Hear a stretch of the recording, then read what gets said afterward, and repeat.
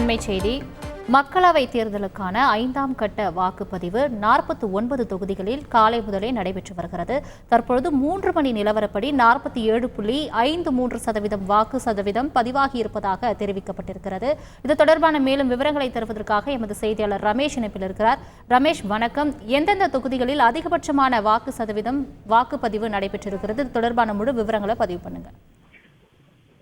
அதாவது 49 தொகுதிகளுக்கு நடைபெற்றும் வரும் 5ஆம் கட்ட வாக்குப்பதிவில் மதியம் 3 மணி நிலவரப்படி தோராயமாக 47.53% வாக்குகள் பதிவாகி இருக்கின்றது.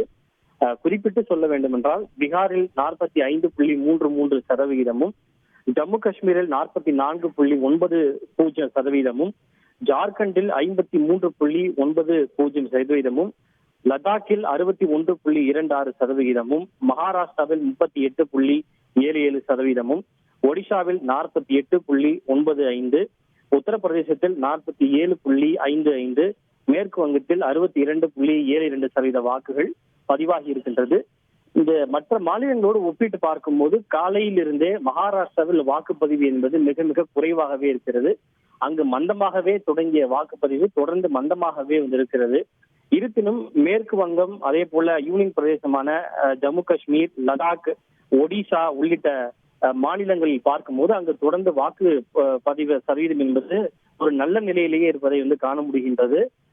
குறிப்பிட்டு சொல்ல வேண்டும் என்றால், உத்தரப்பிரதேசத்தில் இருக்கக்கூடிய நட்சத்திர தொகுதிகளான அமேட்டியை பொறுத்தவரை 45.13% வாக்குகள் பதிவாகி இருக்கின்றது. ராகுல் காந்தி போட்டியிடக்கூடிய ராய்பரேலி தொகுதியை பொறுத்தவரை 47.83% வாக்குகள் பதிவாகி இருக்கின்றது. இதற்கு முன்பும் கூட, அதாவது இதற்கு முந்தைய கட்ட தேர்தலில் கூட மகாராஷ்டிராவில் வாக்குப்பதிவு என்பது தொடர்ந்து மந்தமாகவே இருந்தது.